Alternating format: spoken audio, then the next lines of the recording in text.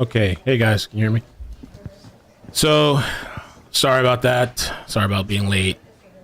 I thought this morning was going to be a complete open morning, and then out of nowhere, everything kind of came and hit with the trial, with the hearing, and then now I forgot about Abulaban.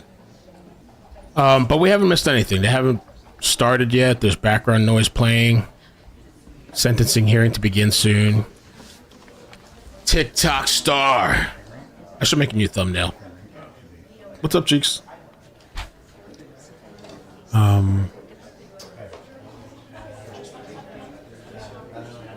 TikTok star.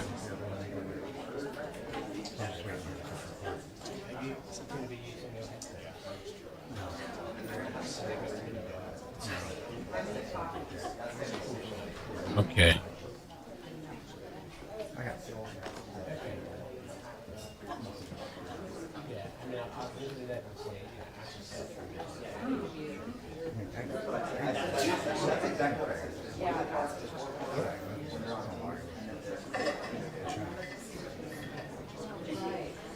Maybe I can make a thumbnail, different thumbnail.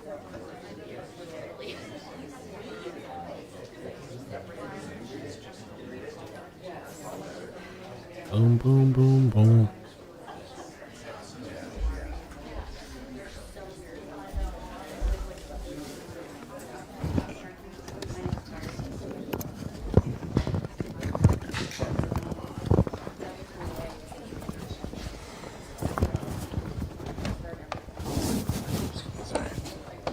We got some video feed, so we're good. We're just on time. What's up, everybody? Welcome.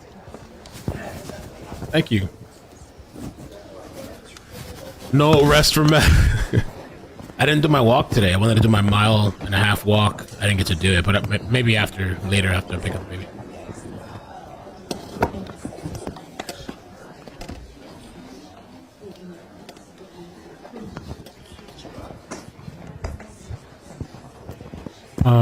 Gracias, JB.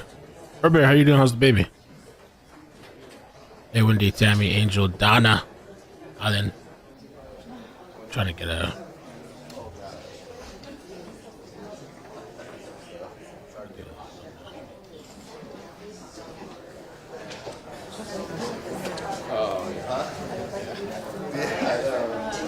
No notifications, I guess. I don't think we have. So if you guys could hit the like button, please.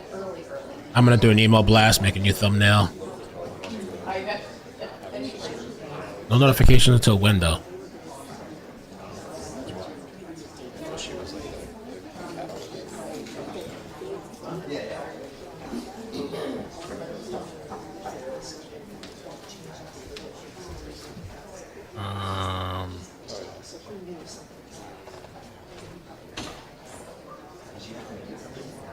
I've been doing like the last week and a half.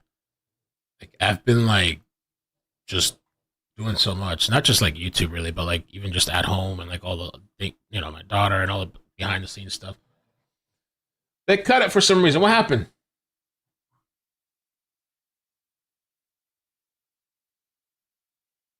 Black screen. Maybe they have an error. It's been like non-stop, man.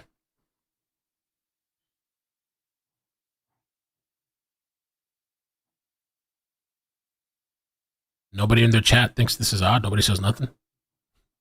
Oh, there we go. It's back.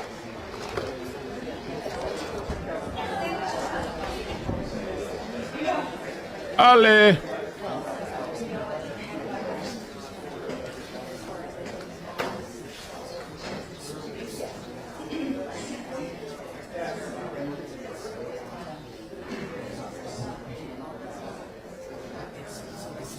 Oh.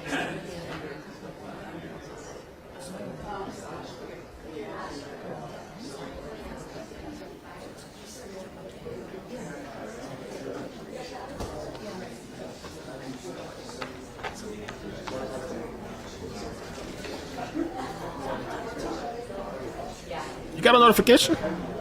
A YouTube notification? No. Let me see.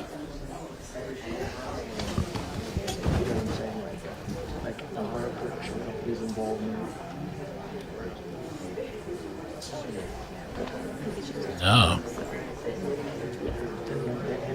I didn't get one on my Chase, on my second account. I didn't get one. Actually, on my second one, it doesn't even show this morning. Oh, no, actually. Okay, no, yeah. This morning's notification showed. There's no notifications. There's no notification for this page right now. No, you did. There's no way. How you guys get a notification? I didn't get one. Yeah. This Discord notified. That's the different one. But YouTube itself. Oh, you got a 30-minute notification, but not to start. Well, that could be a potential workaround when I don't have notifications. If I do it at least 30 minutes in advance, because I noticed the other day I didn't have any notifications, and I did it in advance, and the 30-minute notification went out, but not the actual one. So that could be a little bit of a workaround. This guy killed his wife. They were separated. He took his daughter's tablet, downloaded Discord, and called himself on Discord and put it in the woman's house. And she was talking to some other guy, and he went nuts. He went psycho, rolled up over there with a gun, made sure to kill a guy first, just so his wife, they were estranged, they were separated, could see. Now, the thing was, this guy was cheating already. This guy was already cheating. He had a side piece. Some side piece he met randomly in the hallway, and they said, you know what, you want to do coke? Yeah, let's do coke. And they went inside the apartment and did coke. It's odd. Can you hear me? She testified. Yeah, I can hear you now. Okay. Is that loud enough? I'll put the microphone here. Is that loud enough? Yeah, of course it is. Okay. When you give your statement, I'm going to put a microphone here. Just make sure you speak loud and slowly. This might be victim impact. Here's your entire statement, okay? It won't be yet. It'll be a little while. Alright. Okay? Yeah, I'll just mute my microphone till tell me. Yes. Okay. Thank you. Okay. Bye. And you have this, my understanding is reading this. I'm gonna do the email blast. Let's do it. Let's do it. You got 2 YouTube notifications? Really? Alright, I guess I'll take you guys' word for it then. Alright. I think they're getting ready maybe for victim impact if they're trying to figure out the... I wonder if we're gonna get Zoom. I want to see where Abulaban's at.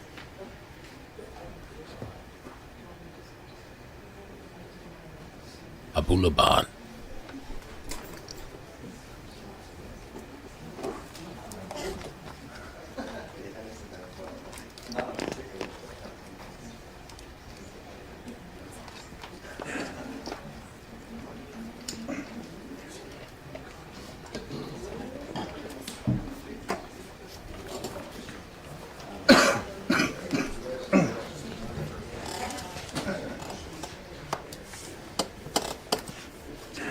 Yeah, this story is pretty crazy.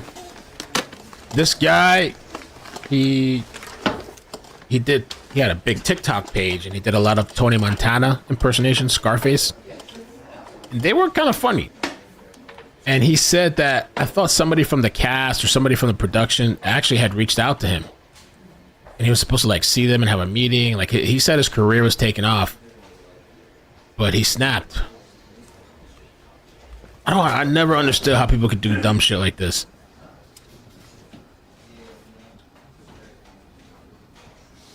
For love.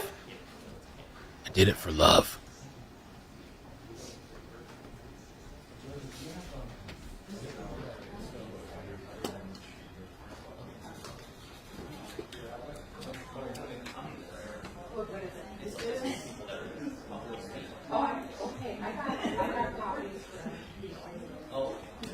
TikTok.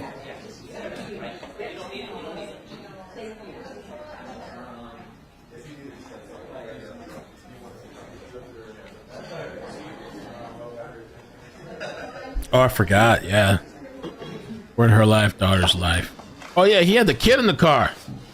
So after the murder, I think they say he had a kid in the car. He took off. He picked up the kid early from school. They thought he was going to go on the run. They were like, "Why'd you pick up your kid early from school?" And he was like, "Oh, I just wanted to take the kid out." And supposedly he had told the kid what happened, like your mommy's dead or some shit. He was trying to deny it, but I think the kid said that the kid told him. Mom's dad. I don't know if he said dad did something bad to mom. Is he that kid's father? I don't remember the story correctly. Or was it from a different person?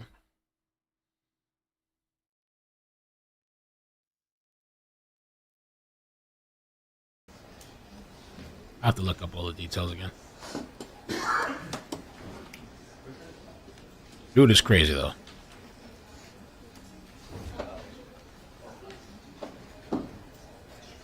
I updated it.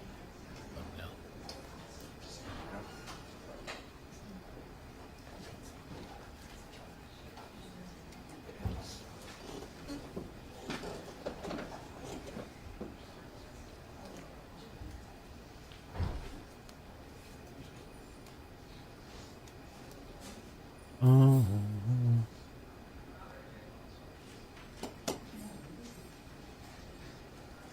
Almost done.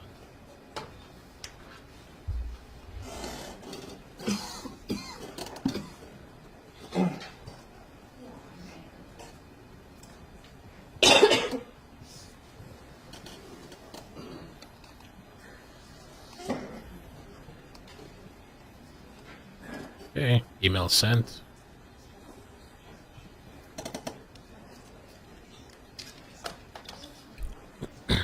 Yeah, he's the dad. Mm-hmm. Yeah. Bueller, I don't know. I haven't seen him. I think he was here yesterday. I haven't seen him this morning. We're on really early today.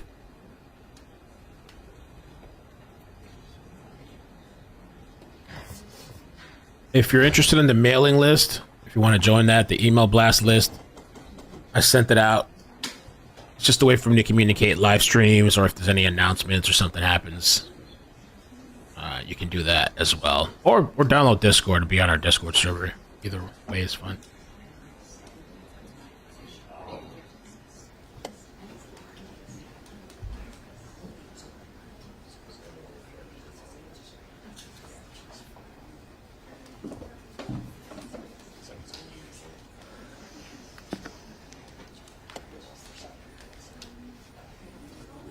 So, I forgot. Tonight is Karen Reed. There's a special ABC 2020 thing. We're going to watch it on Discord tonight together. I can't do that on YouTube. So, and those that are interested will be on Discord. And I heard the Canelo fight is next weekend. Not this one, the next one. I was talking to Barbara, he told me.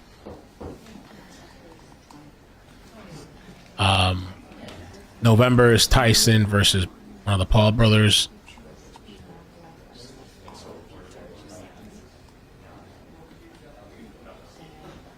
Gotta try to find out if I have. Gonna watch Karen Reed tonight.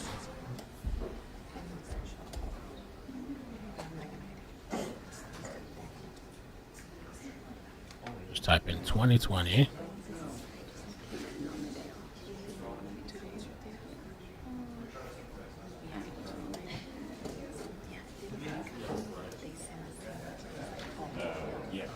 Is it ABC 2020?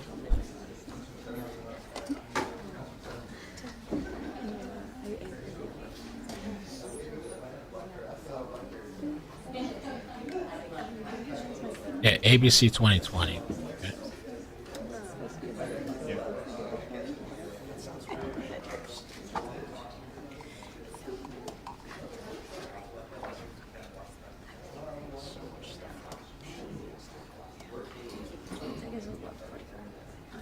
On own.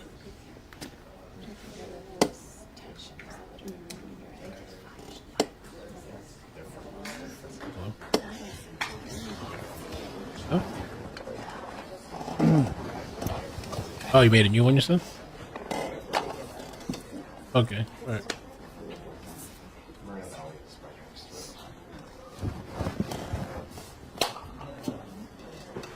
Okay, let's see if this network is showing it. 8 p.m., 9 p.m. No, this is a different thing. All right, let me try. I have Peacock too. Let me try Peacock. Peacock. I should make the event for tonight soon. I forgot. I completely forgot about it until I was sitting there. Barbara. TV show. Thank you.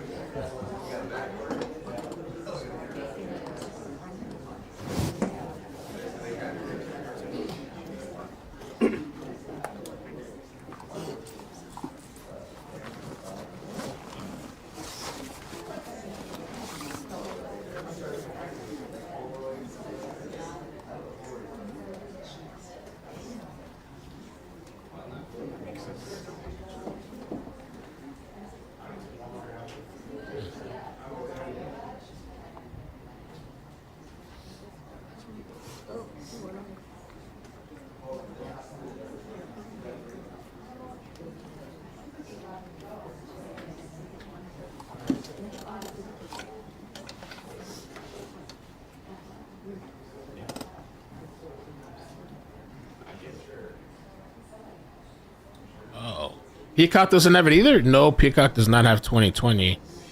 There are other places to watch it. Hulu.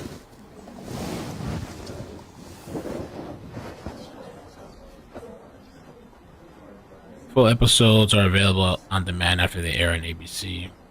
Okay.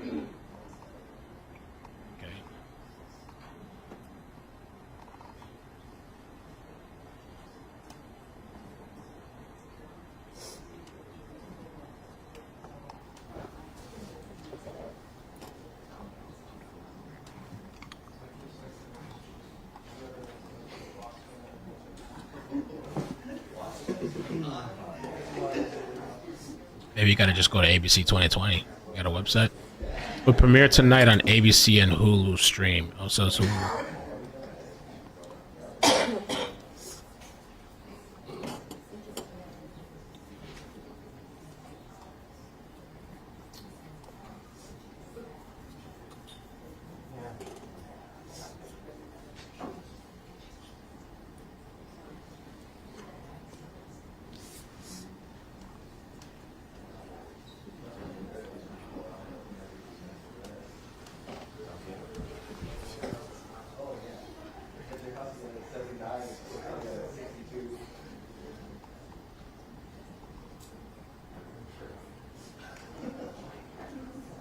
I canceled my YouTube TV. On Hulu, it's on Hulu and it's 2 hours. I don't think I have Hulu. I feel like they're so pricey. Let's see.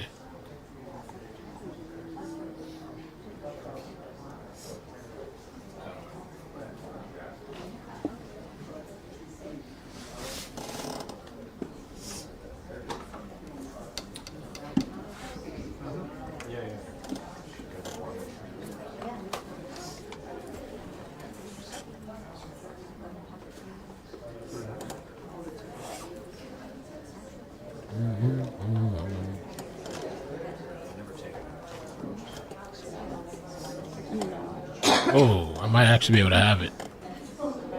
Maybe, I don't know.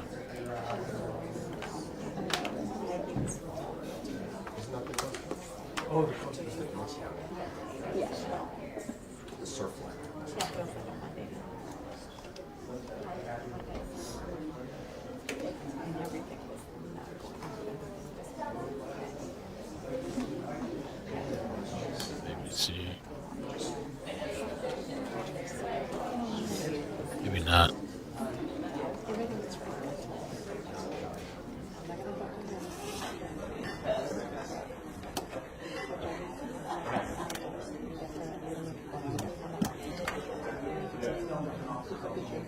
Oh, okay. Well, episodes. Maybe not. Schedule.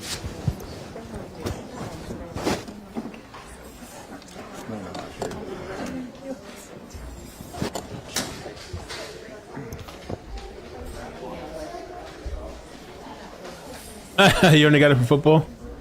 That's gone. B. Oakley, what's up? Good afternoon. ETSU commenting. There you go. You know what I need to do? I need to add you to the whitelist. YouTube's always blocking your thing where it says hit the like button.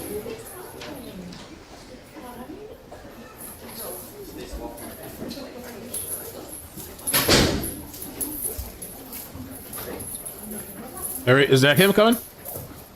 Oh, he cut his hair. He cut his hair. He's looking confident. Like nothing's happening.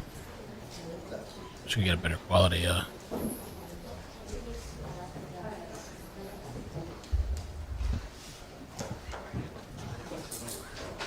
Oh, we got a better quality. Hold on. Law and Crime has actually, it looks like the actual colors. There we go. Whoa. Abulaban.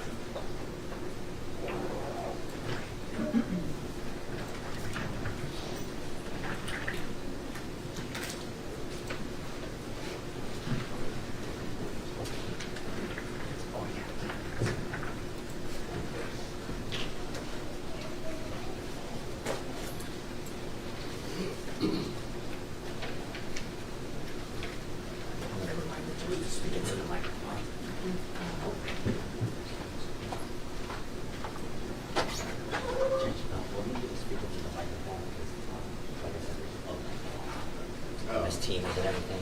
Yeah. Please remain seated. Come to order. This court is now in session. All right. Hear ye, hear ye, hear ye.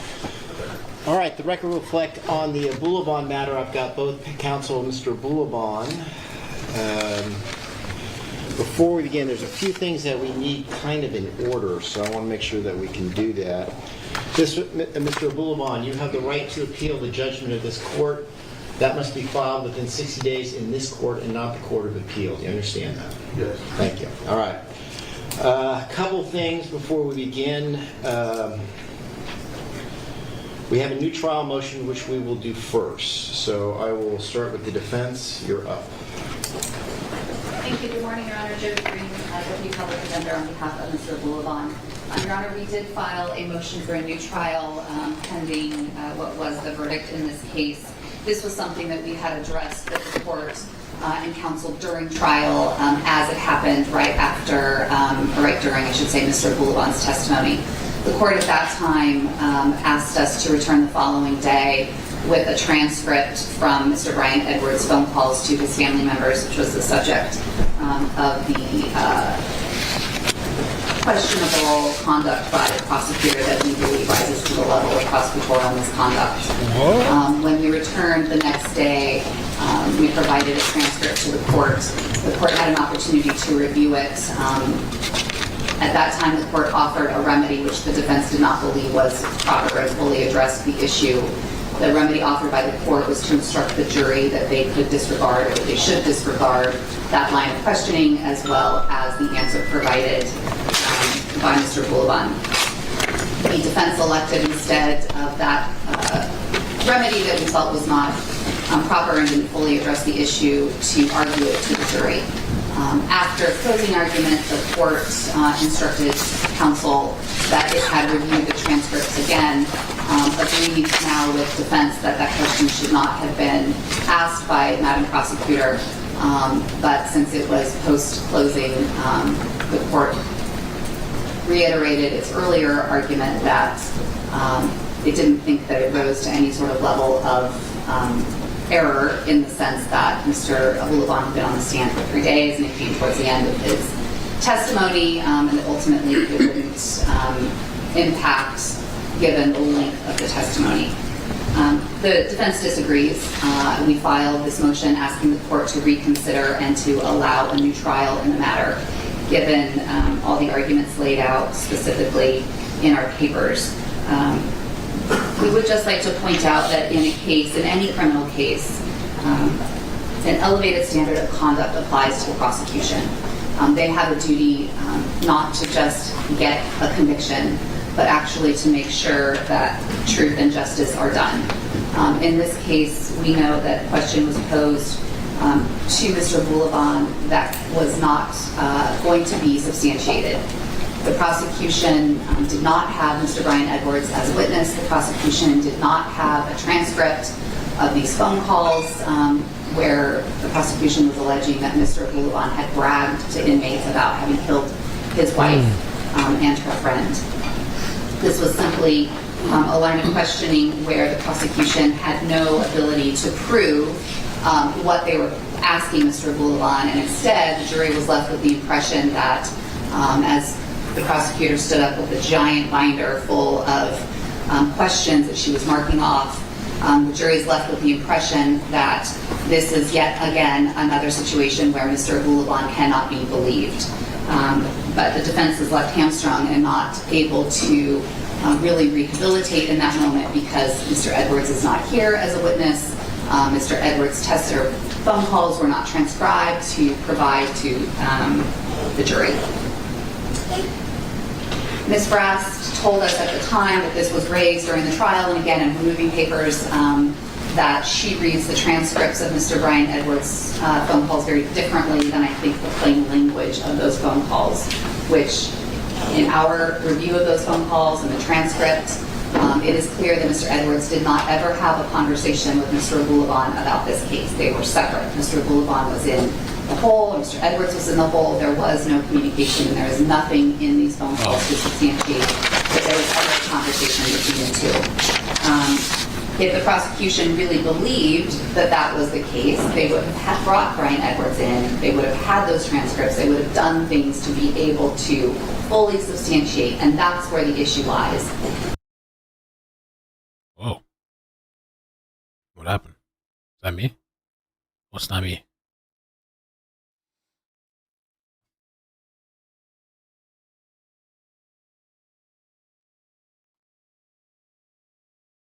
Damn. Computer's acting a little funny though. What happened? Let me try Core TV. Is that they asked questions that they could not substantiate. That was weird. A sort of idea that this was done accidentally or with misremembering what the transcript says, it really is not the question. This does not have to involve any sort of ill intent or ill will on behalf of the prosecutor because they are held to a different, higher standard than other lawyers in court. And so we are asking the court for all of those reasons to order a new trial. Although the court did offer a remedy, we do not believe it was a proper remedy that would fully remedy the situation in front of the jury. The damage had been done, that bell could not be unrung. The only way to properly fix that was to instruct the jury that the prosecutor had committed prosecutorial misconduct and that that was something that they could consider in the totality of the case as they evaluated it and deliberated. Thank you. All right, Madam Prosecutor. Thank you, Your Honor. There was no misconduct or error in this case, and the defense has not cited any legal authority showing that the two questions that I asked the defendant on cross-examination require a new trial in this case. And the two questions I asked were based on discovery jail calls that had been out since March of 2023. The defense was fully aware of these calls, as was the defendant. There were multiple statements made by Brian Edwards on these jail calls to his sister and to his wife, indicating that Mr. Edwards had a lot of information about the defendant that could only have come from the defendant. Mr. Edwards knew generally what the defendant looked like. He knew that he was involved with TikTok. He knew the defendant's defense in this case as a heat of passion defense. That is not common knowledge. That was not knowledge that was brought forward at an arraignment or the preliminary hearing or anywhere in court. That was the defendant's defense that we heard during this trial. The defendant had talked in similar jail calls to his parents about his heat of passion defense, about raising that defense so that would allow him to get out earlier.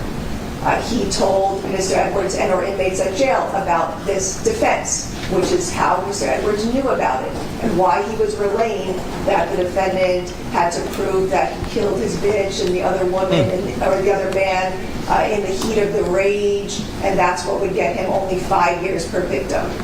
Mr. Edwards had a lot of very specific information about the defendant's, not only his defense of heat of passion, but also details about the killings.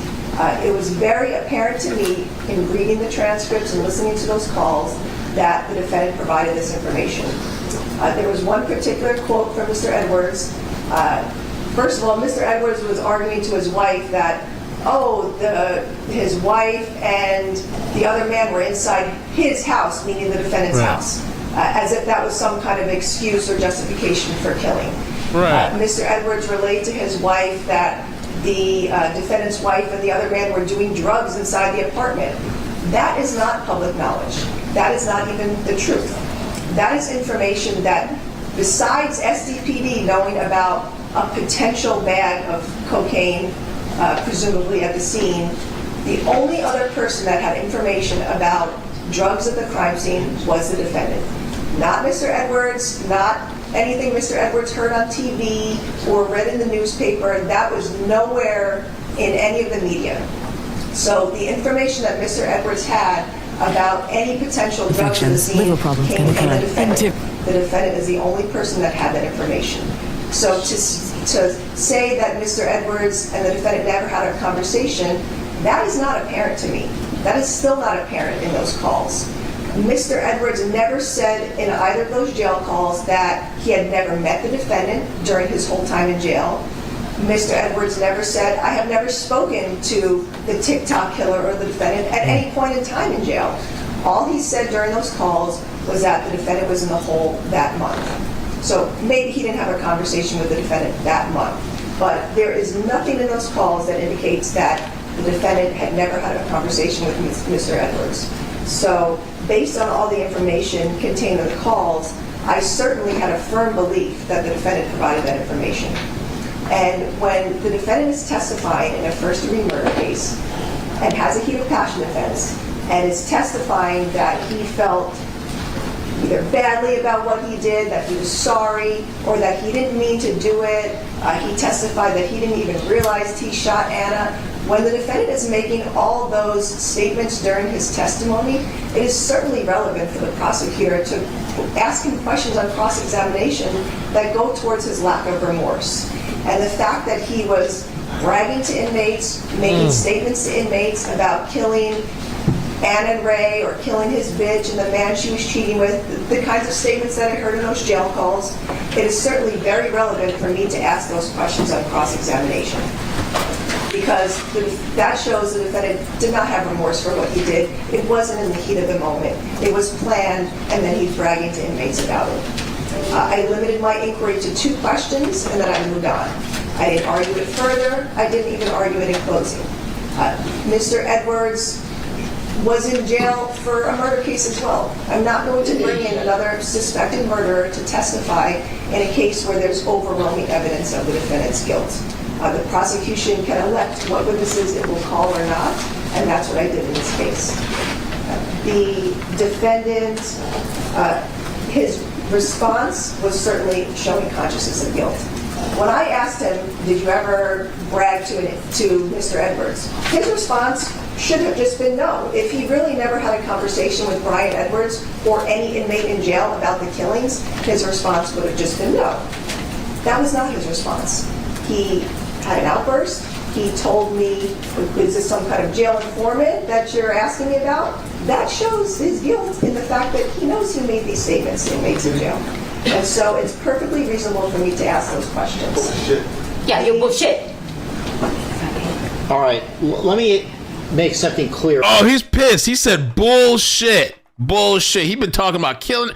This guy's been talking to other prisoners about killing her, doing all this stuff, bragging, and this prosecutor calls him out, and he gets pissed. In this case, the defendant, his response was certainly showing consciousness of guilt. When I asked him, did you ever brag to Mr. Edwards, his response should have just been no. If he really never had a conversation with Brian Edwards or any inmate in jail about the killings, his response would have just been no. That was not his response. He had an outburst. He told me, is this some kind of jail informant that you're asking me about? That shows his guilt in the fact that he knows he made these statements to inmates in jail. And so it's perfectly reasonable for me to ask those questions. Bullshit. Yeah, you're bullshit. All right. No, somebody snapped at me. He told the lawyer bullshit. It was. I don't think it was the lawyer that responded. I think somebody in the back was like, "Yeah, bullshit. Like, yeah, right. Like, yeah, right." You know what I'm saying? Let me make something clear right now. I'm sorry, Sam. If there's any disturbance, you will be put outside. All right? That happens only once. It's happened now. It will not happen again. And that What about includes this you, guy? Mr. Baldwin. I don't want. Thank you. Go Say he ahead. didn't say anything. Thank He you. was saying something. The defense cited numerous cases in their brief without the facts, and those facts are not the same scenario here. The defendant cited just very briefly the case of People versus Centeno, a case where the prosecutor argued to the jury a misleading standard of proof in the case. That did not happen here. I never argued an improper standard of proof. The defense cited People versus Force, a case where the prosecutor made a comment to the defense attorney that, oh, I may charge your client with perjury if he testifies inconsistently. So the defendant in that case did not testify during that trial. That did not happen here. I didn't raise any perjury charges. The defendant was able to testify fully for 3 days, showing his side of the story. So the factual scenarios in those cases cited by the defense in their moving papers are completely different than the factual situation here. The other cases cited were People versus Fasaro and People versus Jasso. Those cases were not overturned. New trials were not granted in those cases. The court may have found misconduct for arguments by the prosecutor. However, it was harmless error and those cases were not overturned. The People in my moving papers, I cited People versus Watkins. That is a case with a very similar factual scenario to this one. In that case, the prosecutor asked the defendant on cross-examination a question about him laughing and carrying on outside the presence of the jury. That question was objected to, it was sustained. However, the court ruled in that case there was no misconduct based on the prosecutor having a good faith belief in asking a question that explores the remorse of a defendant for a killing. That is similar to what happened here. I was asking questions to explore the defendant's remorse and the fact that this was not a heat of passion case, that it was a planned killing. So there was no misconduct in this case. I know the defense brought up that the court also committed error. That was not the case here. If the court doesn't believe that there is misconduct, which there was not here, then the court is not required to instruct the jury that there was misconduct. So the court did not commit error in that sense. The court did offer a remedy to the defense, which was striking the questions and the answers, and the defense chose strategically not to do that because the defense wanted to be able to ask Mr. Abulaban further questions on redirect and to be able to argue things in closing, which is what she did. And so the defense can now not come in here and say that there was not a proper remedy by the court when she chose not to take that. The court also has to find that there would be prejudice to the defendant or that there would be a more favorable outcome if those questions had not been asked. And neither of those exist here.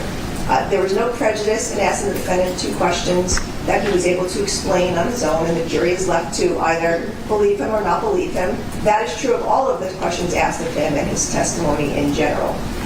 There would not have been a more favorable outcome here. This is a case where there was overwhelming evidence of the defendant's guilt, and that was shown through his testimony, through the crime scene, through his admissions, through video evidence, through audio evidence, through evidence in his vehicle, social media. There was an abundant amount of evidence proving the defendant's guilt. And so 1 or 2 questions asked of him on cross-examination that does not prejudice him. He certainly received a fair trial in this case. He was able to fully testify and tell his side of the story, and there would not have been a more favorable outcome. What I also attached to my opposition was a declaration from District Attorney Investigator Elliot Schaefer. That's S-H-A-F-F-E-R. And in that declaration, Mr. Schaefer reiterated the comments made by the jury foreperson after the verdicts. And the jury foreperson indicated that the jury looked at all of the evidence in this case, and they based their verdicts on the defendant's actions and all of the evidence, not on his words on the stand. And so it was certainly evident to the jury that there was not a single question and answer that would have swayed them into changing their verdicts. And so I would argue that there was no misconduct either by the prosecutor or by the court, and that the court should deny the motion for a new trial and proceed with sentencing. Thank you. May I just briefly respond? Sure. Thank you. Just to the last point the prosecution made about Mr. Schaefer having overheard something that a jury foreperson said. I wasn't present, but I do know that Fox 5 News was present. And there was a quote, not just something that they overheard, but a direct quote by the jury foreperson. And it was more complete than what Mr. Schaefer reported in his declaration, which was that immediately after the verdict, the foreperson explained that they made their decision based on Mr. Abulaban's actions on the stand when he was testifying, not his words. And so I think what Ms. Brast is missing the point of here is that Mr. Abulaban was put in a position where he had to deny accusations that simply were not true. And when Ms. Brast is standing up with very thorough notes for her cross-examination, and I can't express enough to the court sort of the optics of it, as Ms. Brast has a giant binder that she's checking off question by question by question. And what's left in the juror's mind is an impression that she somehow has information that would exactly corroborate everything that she's asking of Mr. Abulaban, but yet here he is up on the stand denying and lying to them, which is exactly what the jury is asked to do when a defendant testifies. We all know that that jury was absolutely salivating, waiting for Mr. Abulaban to take the stand, to hear what he had to say. And it wasn't a matter of, as we know, what he said, but how he said it. Ms. Brast put Mr. Abulaban in a position where he was forced to deny something that frankly is just not true. And they had no evidence to corroborate it. They had no evidence to bring in to show the jury that what they were in fact asking was true. I don't know if Ms. Brast is unfamiliar with the way a jail works, but they have televisions, they have access to news, they talk to each other. And this case, as we can see in this courtroom right now, was all over the news in October when it happened. The news was constantly speculating about who was involved and what the facts were, and what sort of defense this individual may have. Heat of passion is a very common, well-known defense when someone is charged with the murder of their spouse. So just because Mr. Edwards has some sort of knowledge that this might be a heat of passion case and it involves Mr. Abulaban, a TikTok star, when the media is constantly plastering this all over local news that TikTok jail star inmates have access to, there is still no credible proof that exists in the transcript of these calls that Mr. Brian Edwards had a conversation with Mr. Abulaban. And if the prosecution thought that was true, when they got these jail calls, they most certainly could have sent an investigator to ask Mr. Edwards about that. But they didn't. And they didn't for good reason, because it simply is not true. And what we have here is a situation where Mr. Abulaban was prejudiced. And we can see that from the jury foreperson's quote to Fox 5 News, that it was not a decision based on his words, but his actions on the stand. Ms. Brast was trying to get a rise out of him. She succeeded by asking him an unsubstantiated question that she simply could not prove. The court offered a remedy that was insufficient to fully address the prejudice and harm already caused to Mr. Abulaban, and based on that, we're asking the court to grant our motion for a new trial. Good luck. Good luck. All right.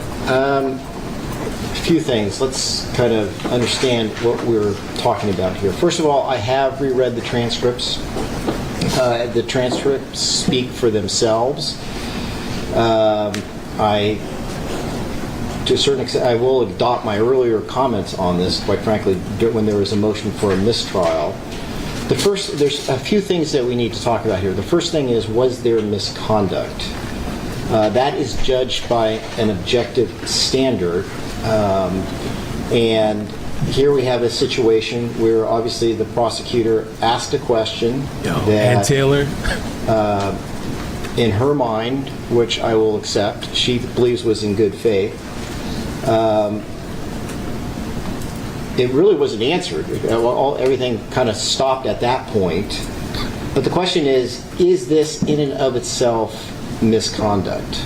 And as I've said earlier, the question should not have been asked, but we have to analyze, well, was this objectively misconduct? And again, I would, based on looking at other cases involving prosecutorial misconduct, no, it doesn't amount to that standard.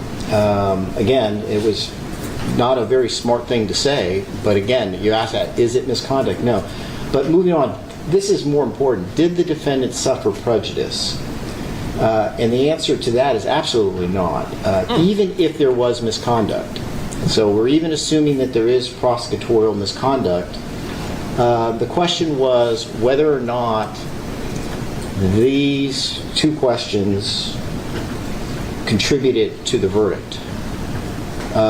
And the answer to that is no, not at all. And I think what you have to do is look at the totality of the circumstances. And if you do that, you'll see that the questions themselves, by themselves, not just it didn't have impact on the verdict, were fairly insignificant, Also, we tell the jurors over and over again that the attorney's questions are not evidence. There's a question. It's not evidence. And we, of course, presume that the jurors follow the law. The court did offer various remedies. The defense made certain tactical calls. And here we are today. But the bottom line here is I don't know what the jury foreperson said about the defendant's actions on the stand, but there's no question that if you look again at the totality of the evidence, of which we will outline in a few, that's what the jury is looking at.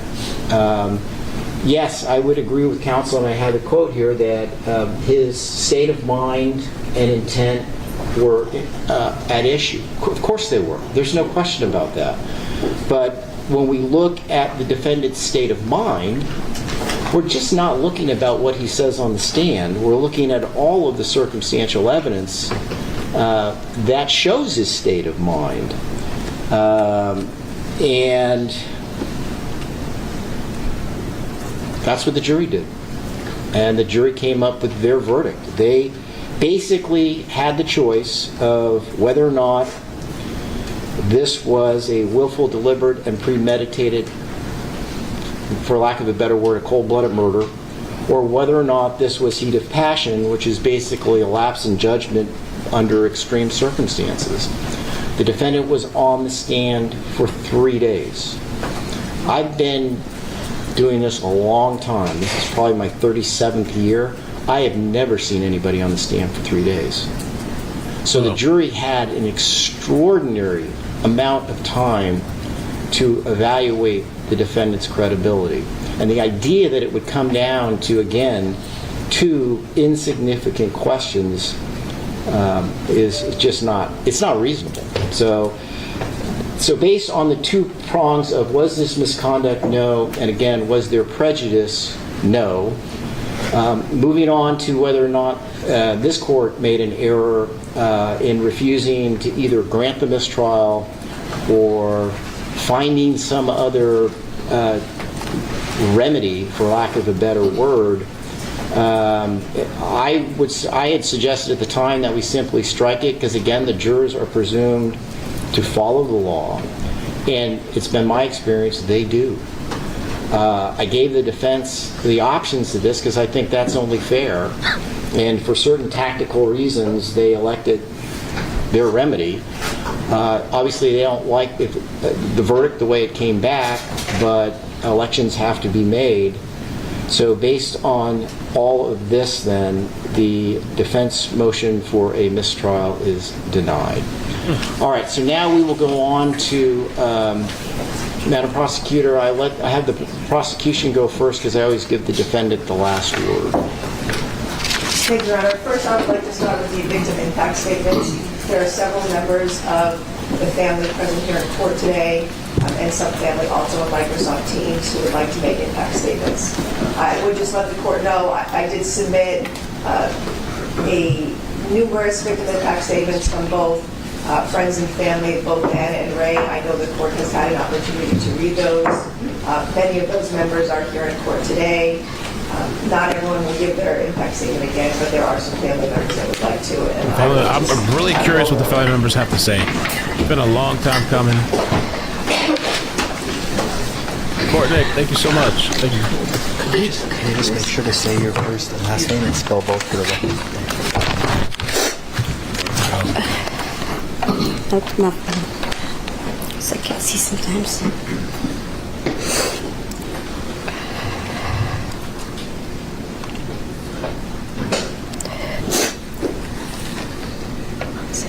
Ma'am, please sorry. state your first and last name and spell both of those names for the record. Yeah, Hermé Sarton.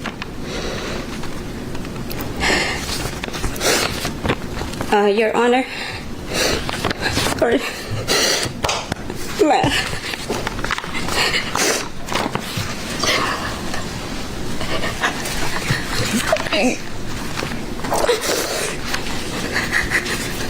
Oh, she's very. I'm sorry. what my mom did to you? What mom did to you? My mom did you what? Sorry, Your Honor. What did they do to you? You didn't do anything to you. You know Anna Marie's not. It's not gonna go cheat right. if you didn't cheat first. All right. Ma'am, if you're not going to be able to control yourself, Sorry, Your Honor. I'm going to have to But this- excuse you. Mr. Abulaban, this feeling is like- please. Make me sick.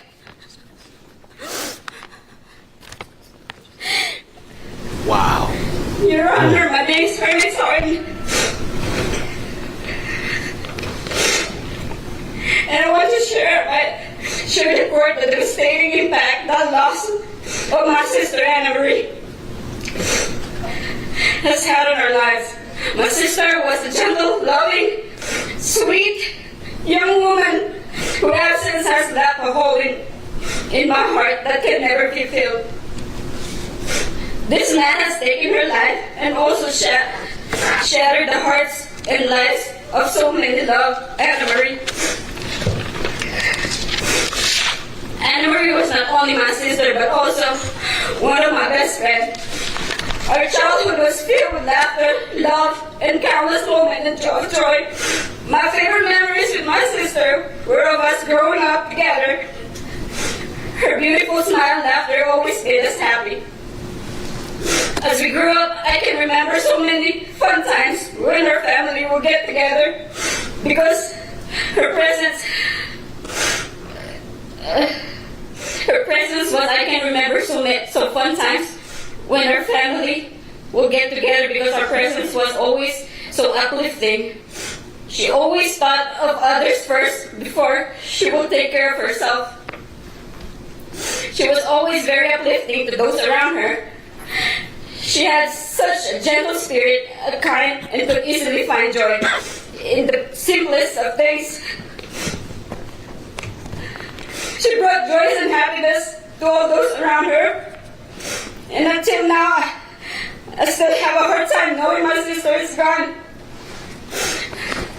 No more calls, birthdays, Christmas, and Mother's Day texts and calls for her. Looking at my sister pictures and video with her is now just a distant memory. Ali didn't take peace of her heart, but also beautiful soul, inside and out. My sister was the most loving, patient, gentle, and forgiving person. And this person took her away from us. He was the one who was supposed to protect his wife and the child, but instead, he made them scared and even terrified of him. Throughout the trial, he pretended to be surprised that Anna Marie wanted to leave him. As you can see, my sister tried so hard to forgive him and have him so many chances and covered all his abuse and lies. She did not even tell me about abuse just to protect him. But he took advantage of her and kept abusing her anyways. But he lived at our families when he lived at the family house and also on the phone. He talked like an angel and promised he would never hurt my sister. And Ali If I had known what my sister had been through with all the abuse, if I had known, if I had known, Wow, dude. I This would is have flown again to see her and do my best to take her and Amira away from you. You didn't take away my sister's life, but also my niece's future because of your selfishness. The damage you have caused impossible to measure. And my parents trusted you when you brought Anna Marie and Amira from the Philippines to the States. You promised my mom that you would take good care of them, as my parents did for Anna Marie and Amira back in the Philippines. But I had no idea that my sister's life would be miserable living with you. Treated my sister like she didn't matter, but she mattered. We love and miss her so much. My sister wanted the best for you and Anna Marie, but you messed up, Allie. And you messed up. The person who said good things about you was my sister. I can imagine how this evil act has changed all of our lives, especially Amira's life. Amira lost the two people that were supposed to love and care for her, especially her favorite person and loving mother. You took that away from Amira. But of the people you killed had a beautiful life ahead. Many people love and care for both of them. You ruined so many people's lives because of your selfish action. You were the one who messed up, and now you are trying to make people believe you're a victim in this case. I knew when I first met you in the Philippines that you were not a good fit for my sister. yeah. After you disrespected my mother in front of me, and I should have followed my instinct. Only you know how many years my sister suffered from your hands. But she still tried to stay and love you, hoping that you will change. I told you before that if you didn't want her, you could have brought my sister back to us. You could have brought my sister back and Amira back to us. But you made a choice. You made a choice. I am not realizing why she was afraid to visit us, even though we're just like a few hours away.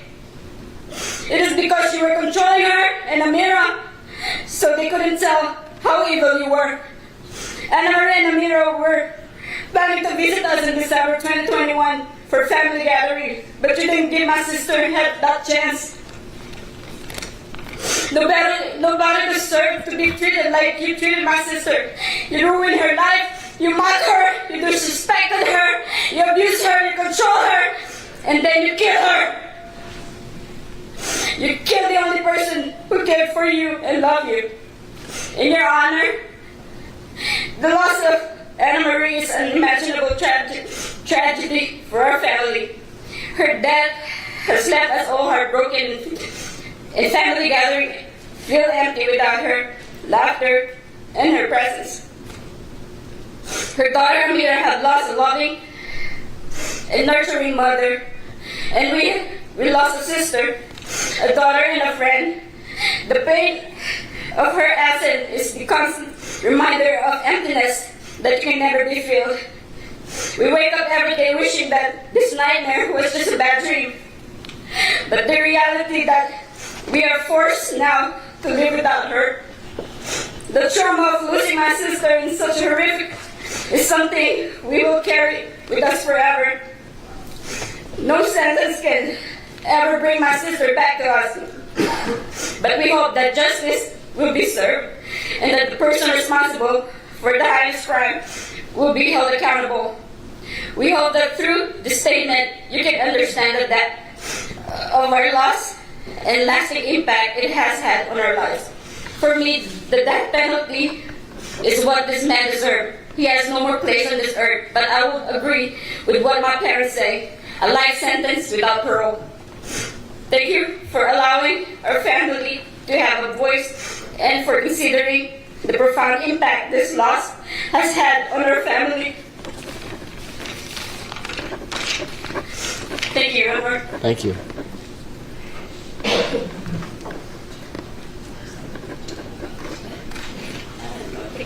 Oh, I can read it. And now she's going to read a statement from Anna's mother, Amalia Miller, A-M-A-L-I-A. Your Honor, hello, I am Amalia Miller, the mother of Anna Maria Abulaban, the wife of Ali Abulaban. I cannot fully comprehend why Ali will kill my daughter. The pain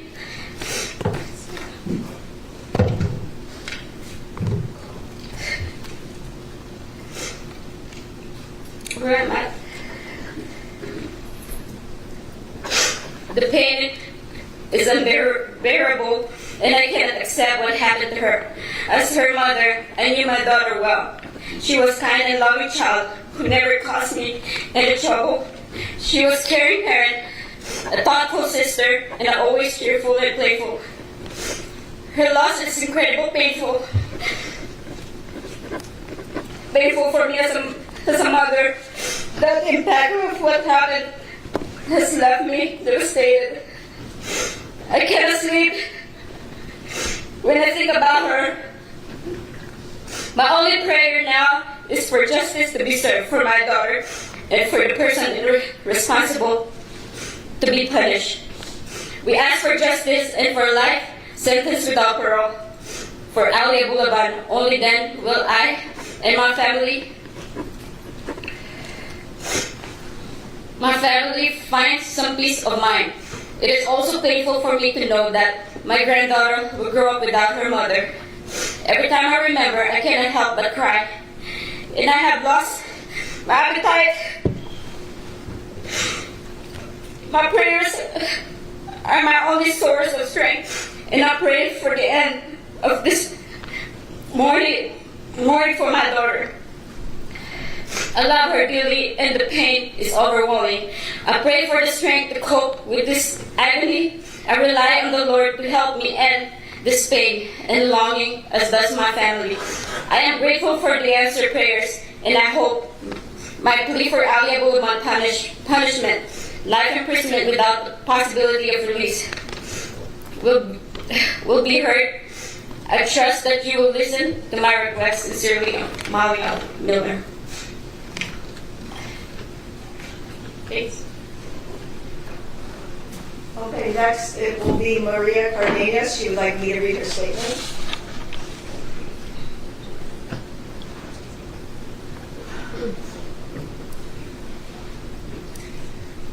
My son Ray was a good man, hardworking, noble, without malice.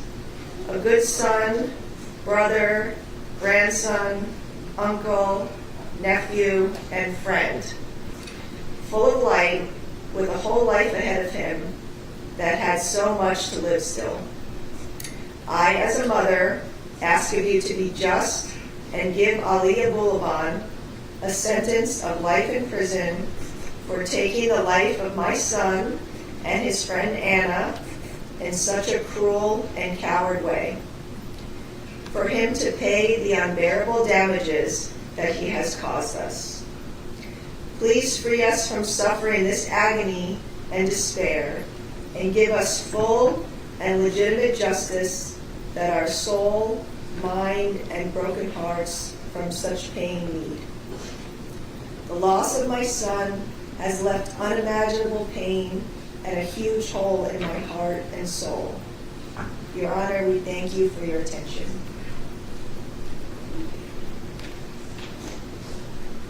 Okay, next, Jordana Barrett.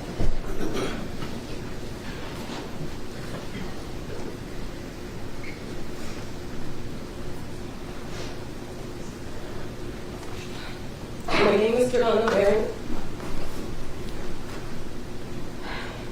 and Rayburn was my brother. I address this court to you to express how the crime committed by the defendant has affected not only me, but all family members and friends. He had a beautiful soul, and this is why I know he is resting in peace. But losing him has left me feeling empty and with a lot of emotional damage.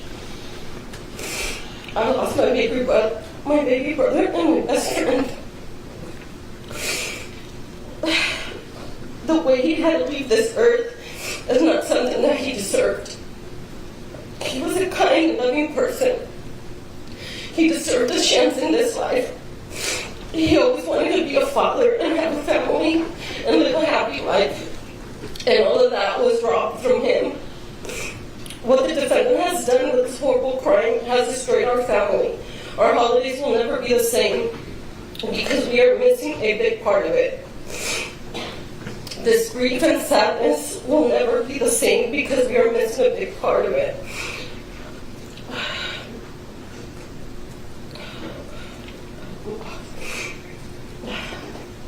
Okay. Because we are never going to be able to hug our brother on Christmas, on New Year's, or on his birthday. I know how much he loved being with all of his family on all holidays. He never missed a family gathering. So I'm here today to ask for justice for my brother Ray, for Anna, and for my mom, who has to suffer the rest of her life knowing that her youngest son and her baby was taken from her in such a violent way. And that is something that no mother should ever have to go through. The defendant deserves to pay for this horrible crime with the highest sentence possible. He has destroyed many lives, and victims deserve justice. Thank you, Your Honor. Thank you. Okay, Elizabeth Barron, next.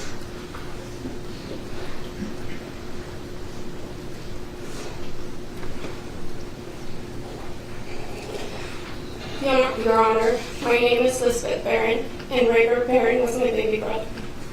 Even though Ray was the youngest of the 5 of us, he was very responsible and mature from a young age. A true gentleman, always respectful. He was the most loving and kind person to everyone, family, friends, partners, even strangers, no matter the age. He loved to spend time with family and friends. Even if he could not be there in person, he would take time to reach out by call or message. In every family event, he would go around and have a moment with each and every one of us, from the oldest to the youngest. His motto was family comes first. He was a peacemaker, always bringing us together. He was loved by many people, and he touched the hearts of everyone that had the privilege of meeting him. There was not an ounce of bad in him, always tried to help others, even animals. We were not allowed to kill even a spider in his presence. He would kindly just remove it from our home and safely take it outside back to nature. Many of us suffered domestic violence or traumas in our lives, but we choose to be different, to be better. Ray did. He was a great son, brother, cousin, nephew, grandson, friend. And he would have been a great husband and father had the opportunity not be taken away from him. We appreciate and thank all the hard work that the DA team did and the jury for the fair verdict decision that they made. It has taken every strength left in us to be present at court for almost a month and hear and see things that will forever haunt our minds and hearts. But we felt it was important to show our support for everyone that has been hurt with these horrible crimes and see that justice is served. We often are told that we are such a strong family for surviving such tragedy, but the reality is that this has been the most difficult event we have ever experienced, and many of us are left broken. The pain and trauma of losing our brother the way we did is so painful that we have difficulty living a normal and healthy life. Some of us are struggling with depression, anxiety, panic attacks, nightmares, and more. It has been almost 3 years since our loved ones were taken away from us, and we have not been able to have closure waiting for this trial. Just when we feel it's possible to move on and have peace of mind after the verdict, we hear about the intentions of the defendant to ask for even more time in a new trial. Abulaban not only took the lives of 2 good people, but he also took part of everyone's life that knew Ray and Anna. He did not give Ray or Anna any time to defend themselves or a chance to continue their lives. He does not deserve any more consideration or compassion. That's why we ask with all our hearts that you consider our pain and suffering and deny any further requests from him. Please give us all the justice we deserve so we can finally start healing and find peace in our hearts. Thank you, and best regards.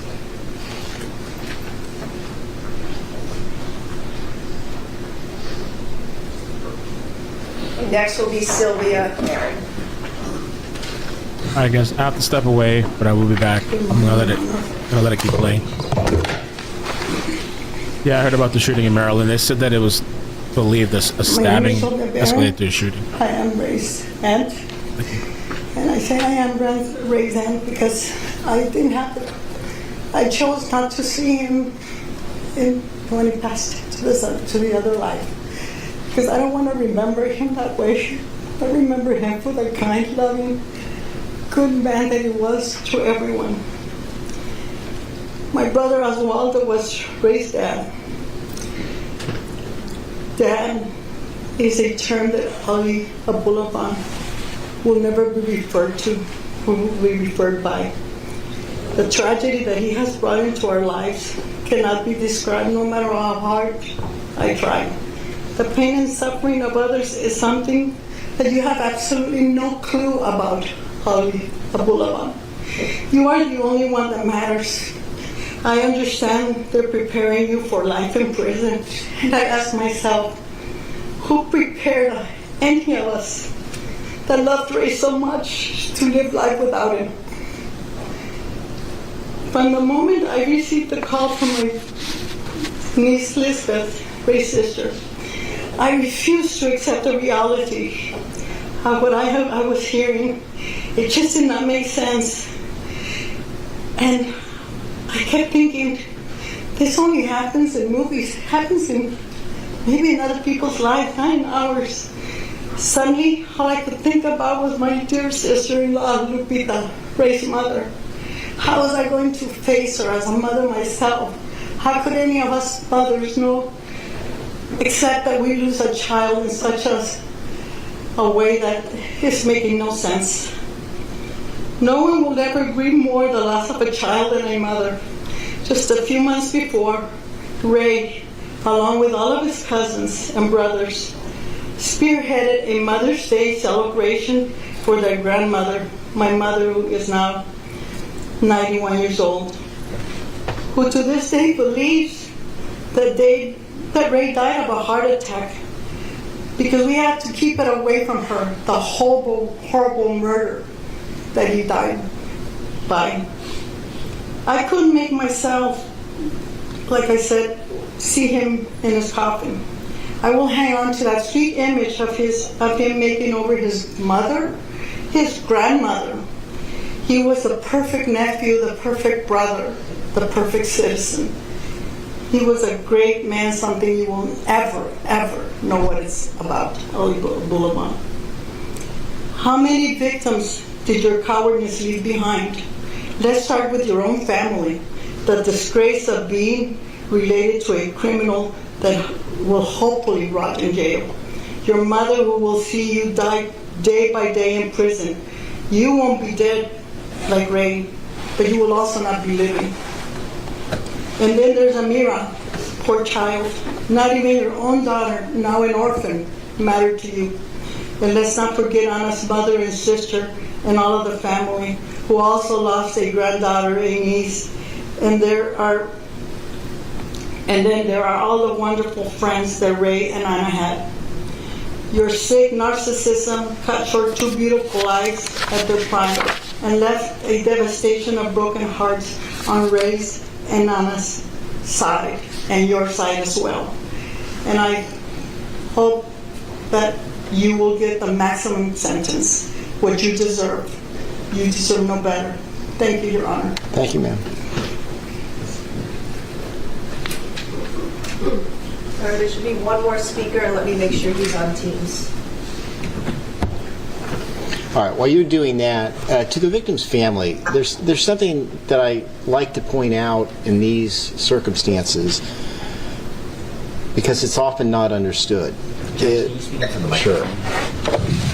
Is the sentence pronounced today does not reflect the value of your loved ones, the value of human life. It can't do that. And I want to emphasize that the sentence today does not reflect your love for them or their value as human beings. It's society's only way to punish people who have done wrong. But it obviously cannot restore their lives. The only thing this court can do, and society in general, is to take away his freedom. But that's it. And I just want to point that out, because oftentimes people think that the sentence that is handed down is a reflection of either the crime or the person who is now deceased, and that's just not true. And I just want to point that out to you so that you understand that. All right, Madam Prosecutor. Thank you. The next statement will be from Ron Miller. All right, this is Ron Miller. I'm the father of Anna Marie. My wife and I received a phone call from one of Anna Marie's friends in San Diego back in the day of the murder. And nobody knew what happened. They just knew that they just told us that they couldn't get in to see Anna Marie. The apartment was surrounded by police. Well, I called the San Diego Police Department from the Philippines here where we live. But I was informed that even though I'm the father and the mother were right here with me, that they could not give us any information over the phone. They couldn't tell us anything. And I gave them the name of our daughter in New Mexico so they could call her. And my God, I already knew what happened. I already knew that she had been murdered. And we just waited for the final word from our daughter when they got the word from the police department that she was murdered. I'm kind of off script here a little bit. Please understand, this is extremely hard. We had Anna Marie's body returned here to the Philippines, where we could lay her to rest here, and we'd go and visit her once a week. We'd go to the cemetery and visit with her. We haven't got over this. Imagine if you get her, maybe you can't, but how I feel about losing my youngest child to the man that promised to love and take care of her and her granddaughter. And he ends up murdering her. My wife and I, we tried to understand why, or what could we have done to have changed the outcome of this. Watching the trial, hearing the verdict of guilty of first-degree murder does bring some closure. But I would love to see a sentence of life in prison without parole. This is what this guy needs. I don't consider him a man. A man would not do this. But I hope he gets life in prison without parole. I want him to rot in prison for what he done to my daughter.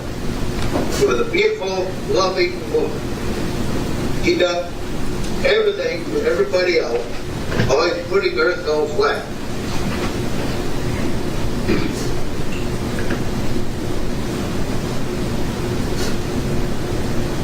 I ask you to please take into account all the consequences of the suffering that we as the victims and the family of the victims have gone through and continue to go through because the choice was made by this person. I believe right now that the defendant is a danger to the defendant. He knew what he was doing from the first moment that he started abusing Anna Marie. And I ask you please not forget who the victims are here, because he is not. He deserves to be punished after terrifying and abusing Anna Marie and his daughter, who witnessed so much of the abuse, and for making us live in this deep pain for the rest of our life. He doesn't deserve mercy. that she has no mercy for my daughter, Anna Marie. Thank you, Your Honor. Thank you, sir. Thank you, Your Honor, for listening to all the impact statements. I would ask the court to sentence the defendant consecutively on this case for counts 1 and 2. I did, in my brief, cite a case, People versus Garnica, that stands for the fact that the court can impose consecutive life without parole sentences for each murder.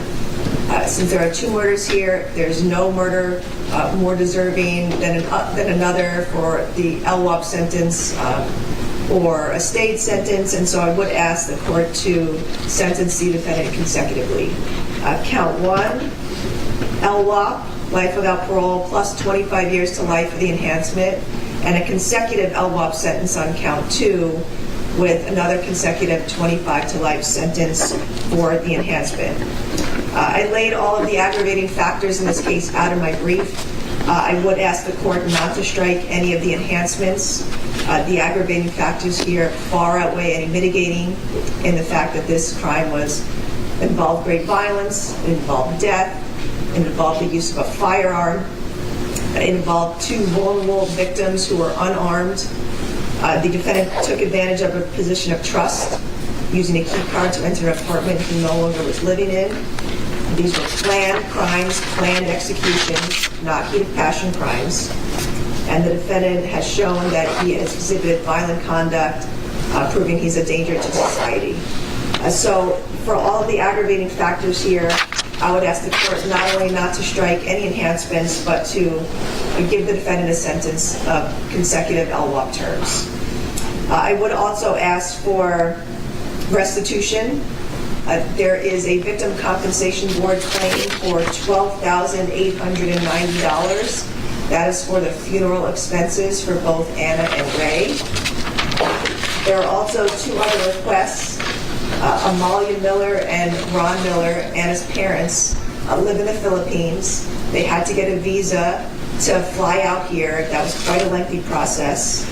They wanted to be out here for the trial. They did fly out here. The trial ended up being continued after they were here. That flight cost was $3,324.24. The other request for restitution is to Hermé Sartin, HERMAESARTIN. She had to fly out here 3 times, once for the funeral, once to take care and close up Anna's apartment and take the items from the apartment, and then flew here for sentencing to represent the family and make an impact statement. That amount requested is $1,214.66. Under Penal Code 1202.4, families of victims are entitled to economic losses. That includes economic losses for trial. I can give the court a citation to People versus Chrysler. Well, I'll tell you what, today is really not the day to talk about this, I don't think. Counsel, will your client waive his right to be present at any restitution hearing, and we can sort this out at a later date? Your Honor, I had an opportunity to speak with Mr. Abulaban prior to beginning the sentencing. He is prepared to stipulate to the restitution being sought by the prosecution. Okay.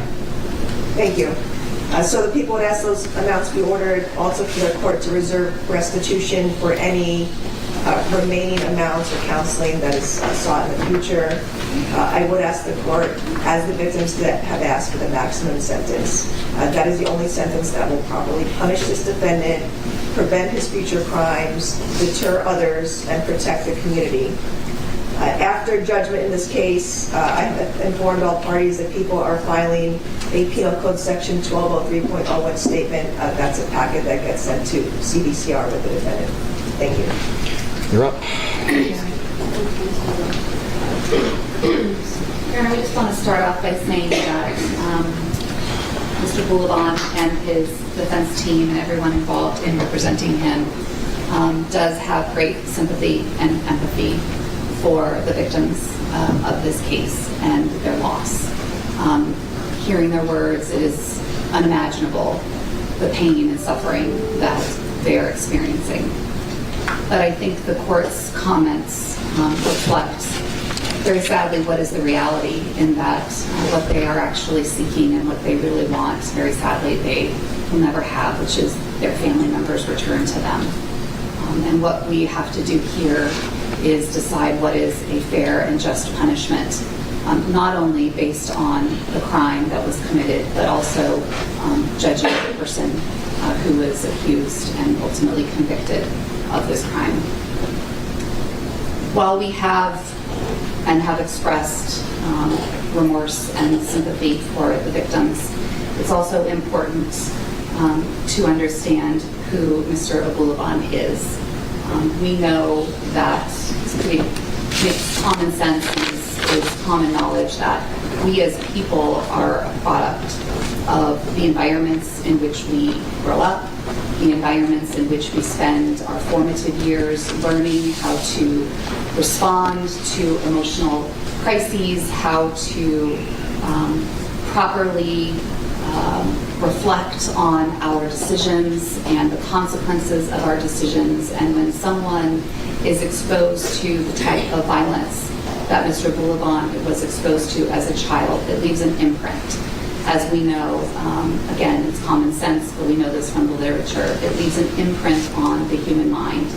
And Mr. Abulaban is someone who I think the court can see from his mother's testimony, from the doctor's testimony, and from his own testimony. He is someone who was fundamentally and is fundamentally stunted emotionally. He is someone who suffers from extreme mental illness that for the majority of his life went undiagnosed and untreated. He is someone who, because of the impact of the violence and trauma that he experienced growing up, that left this imprint that formed him into the person that he is, because of the mental illness that was left unchecked and went raging throughout his brain, developed an extreme addiction to cocaine that also then had an impact on the decisions that he made, in particular leading up to the incident and on the day of the incident. And while we respect the verdict that was handed down by the jury, we still believe that Mr. Abulaban was acting under a heat of passion when he committed the crimes that he did. We are asking the court to consider all of the evidence that it heard, both from the prosecution's witnesses as well as the defense witnesses, as well as from Mr. Abulaban, from his family, from his friends, from the people who knew him and loved him as a son, as a father, as a friend, as a brother, as a husband. With all of his flaws and all of the terrible decisions and reactions that he had, we are asking this court to sentence him to a just sentence of imposing, the court's hands are tied with the ultimate sentence of life without parole, but I would ask the court to run the life without parole concurrently. I would also ask the court to strike the punishment on the 12022.53D. I don't think that there is any justification for imposing an additional 25 to life on each count, given that Mr. Abulaban, based on what is the anticipated sentence, will spend the rest of his life in prison without the possibility of parole. And we are asking the court to make this tough decision, but the just decision and the right decision in sentencing Mr. Abulaban. Thank you. Mr. Abulaban? Yes, sir.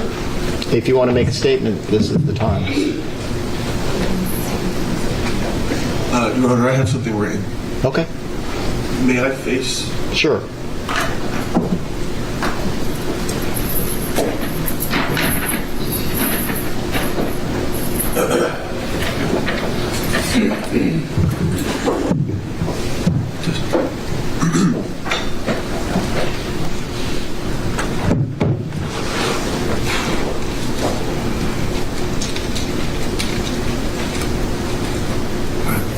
Good morning, everyone.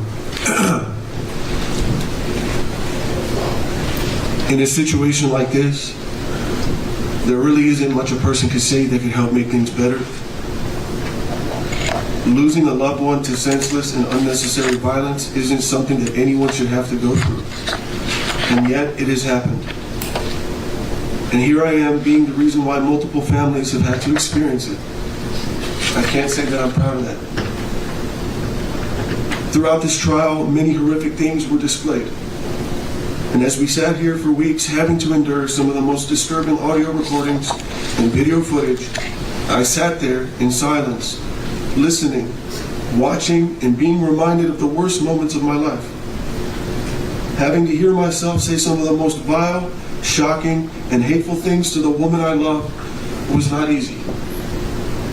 In fact, I couldn't help but at times close my eyes and cover my ears, because that's not who I am. My behavior was disgusting and completely unacceptable. So when the time came for me to take the stand, I tried as best as I could to help make some sense of all this. To explain that everything you all saw in the last few months leading up to this incident was a horrific result of the tragic downfall to a once beautiful relationship. But even so, in those 3 days that I took the stand, I was able to share and say a lot of things, except the one thing I wanted to say the most. I am so incredibly sorry to each and every one of you who have been affected by this. I cannot imagine the pain that I've caused your families. I saw the look on all your faces and the tears in your eyes, and I hate that I'm the reason for it.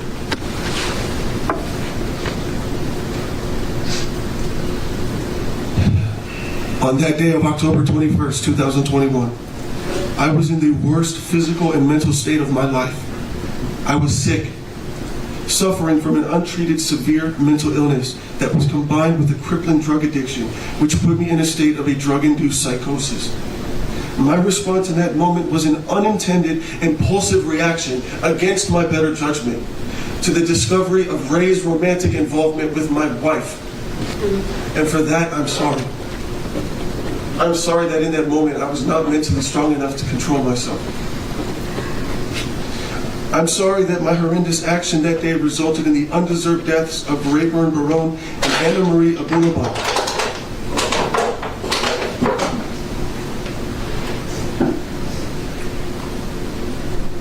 My partner, my best friend, the mother of my daughter, and the love of my life. I am ashamed of what took place. I am devastated by the damage that I've caused to Anna's family, to Ray's family, and to my family.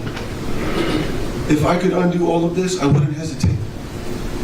If I could go back to that day, I would have left for LA first thing in the morning as I had originally planned. I would have given Anna the space she wanted, and I would have used that time to focus on getting the proper help I so desperately needed. And I would get on my knees and beg Anna for forgiveness. Forgiveness for becoming distracted, for letting my anxiety and my insecurities affect my thoughts and my behavior towards Anna and towards her friend. Forgiveness for using cocaine as a remedy and becoming addicted because of it. For neglecting my responsibilities to you, Anna, as your husband, and my responsibilities as a father. And for allowing the drugs to turn me into a pathetic empty shell of the man that she fell in love with. Because of those factors, I lost myself. And because of those factors, I lost Anna. I am so deeply sorry to each and every one of you who have suffered for the last 3 years. To the Cardenas Barone family, to Ray's mother and father, I am so sorry for what I've done to your son. To Jordana and his siblings, I am so sorry for what I've done to your brother. I really wish I could have gotten to know Ray the way that you all do, the way his friends did.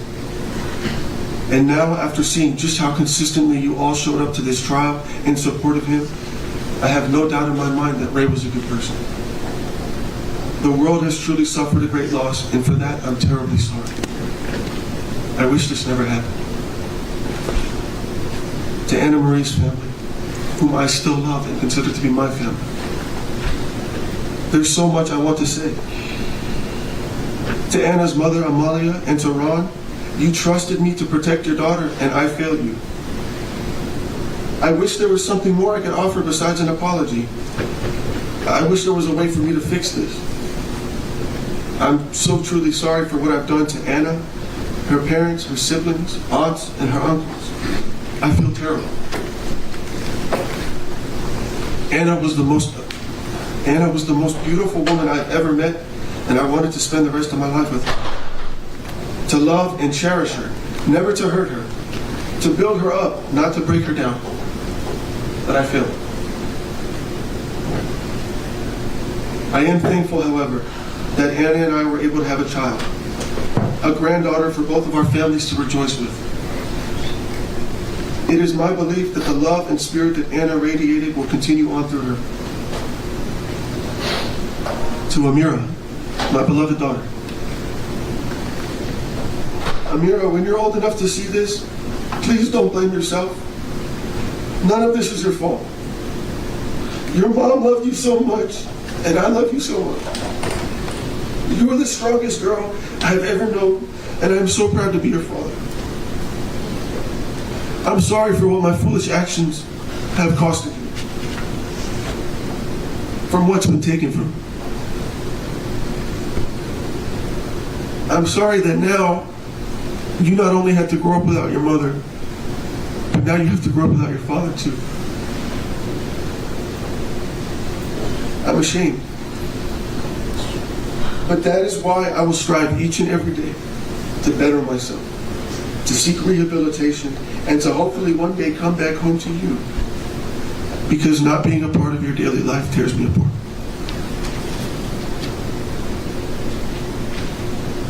To the Honorable Judge Frazier,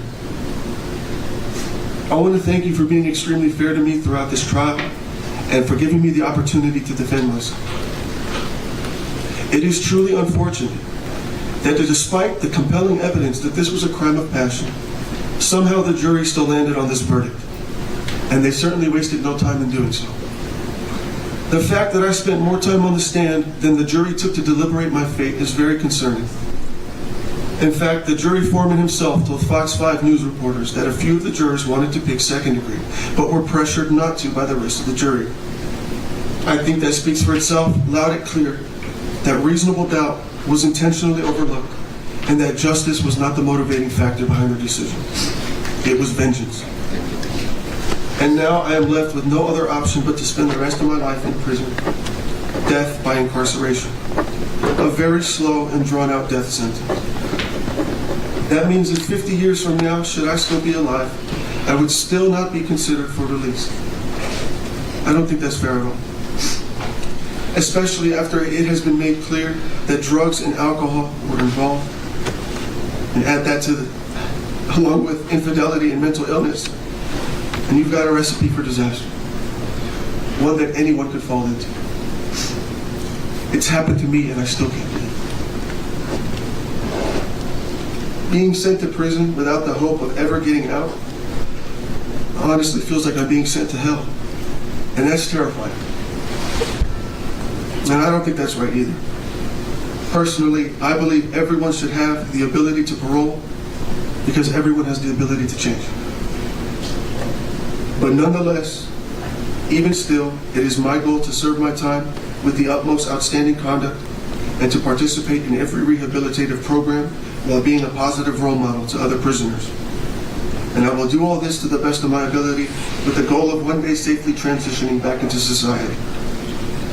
And finally, to everyone else, I extend my deepest apology from the bottom of my heart. I'm sorry. I wish you all peace, healing, love, and abundant joy in your future. I will continue to pray that I may earn your forgiveness. Thank you. You still believe there's still crime in passion, huh? You still believe that? All right.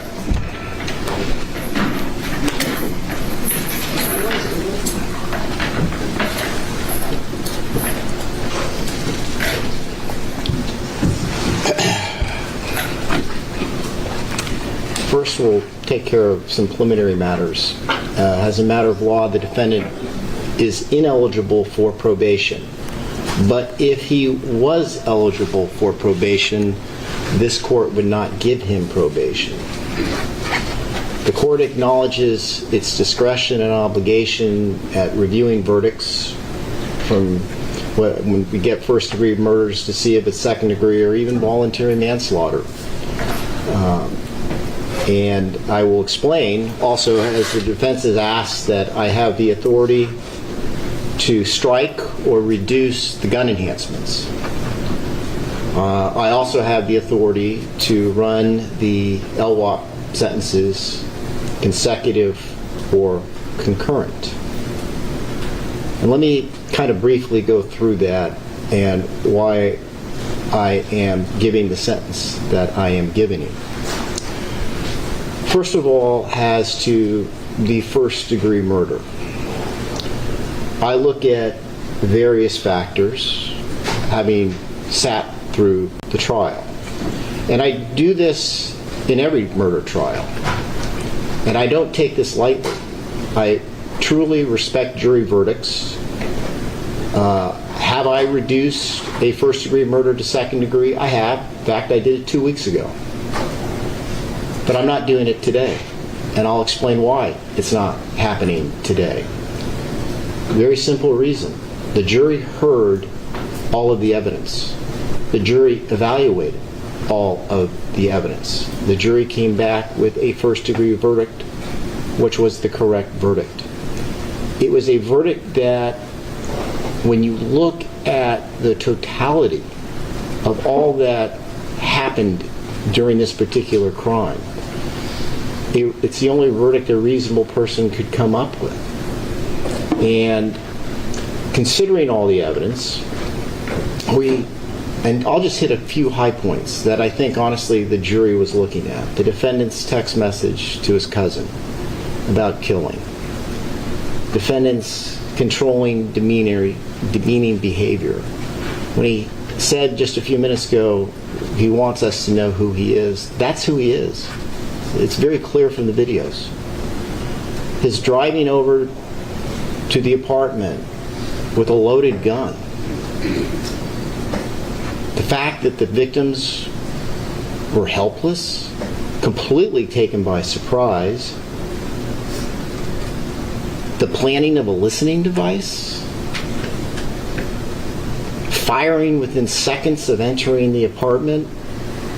Clearly showing an intent to kill. Not heat of passion. Willful, deliberate, premeditated, cold-blooded murder.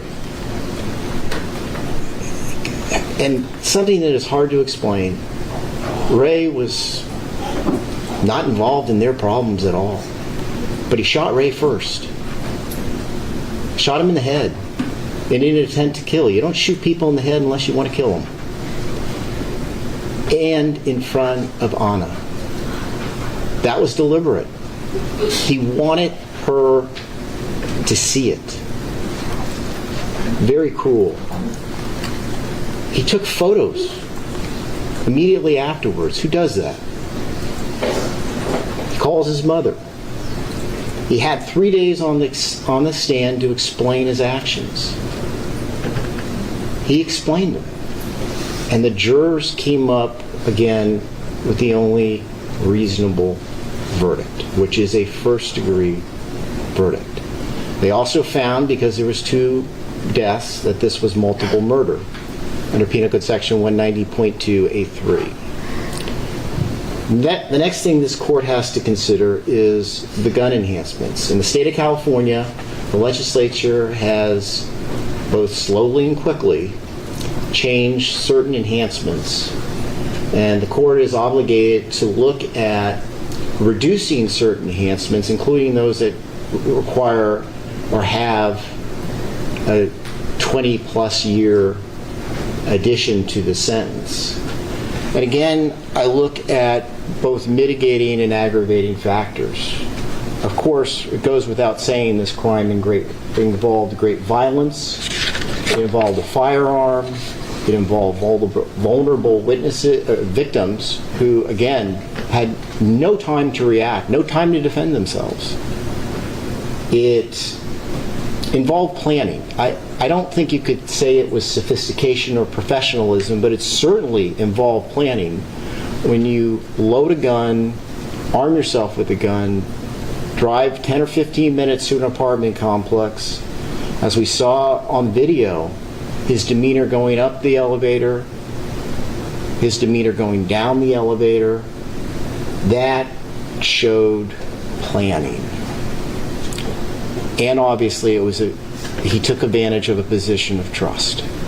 There's clearly that she didn't know he had a key, but he took advantage of that. Now, there are certain factors that, as for mitigating factors under the rules of court, I don't find any. Zero. None. There are certain factors with the defendant that I am obligated to take a look at. I acknowledge he has no prior record. I acknowledge the fact that at the time of this killing, he was suffering substance abuse and had some mental health issues. But I reject the fact that his childhood contributed to this at all. I hear terrible childhoods day in and day out. And his was not ideal, but it wasn't what we hear in this particular court. And I don't think that any of these crimes were connected, in fact, to his mental health or even his substance abuse. He was over 26. It did involve intimate partner violence, but he was the one that was committing the violence on her.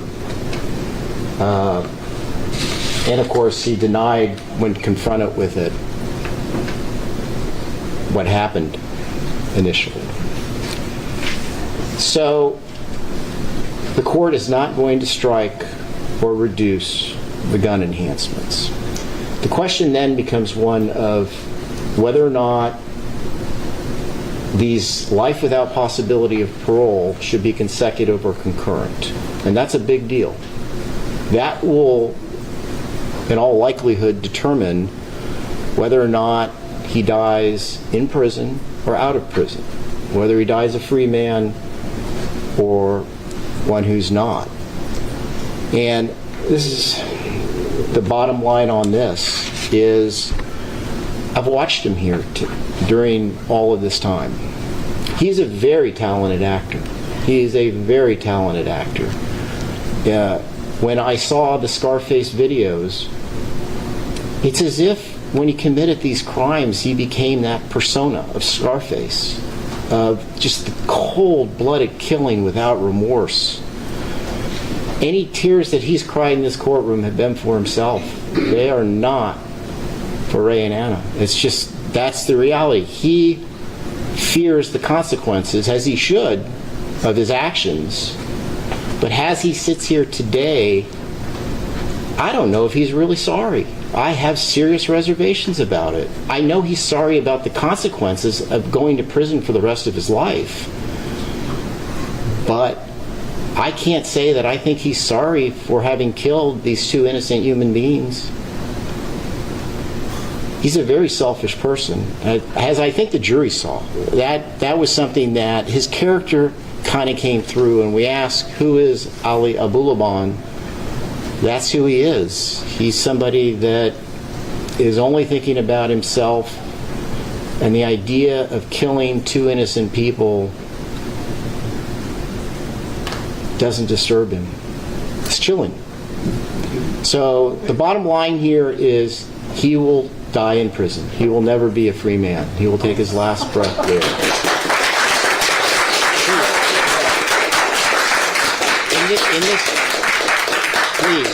Please.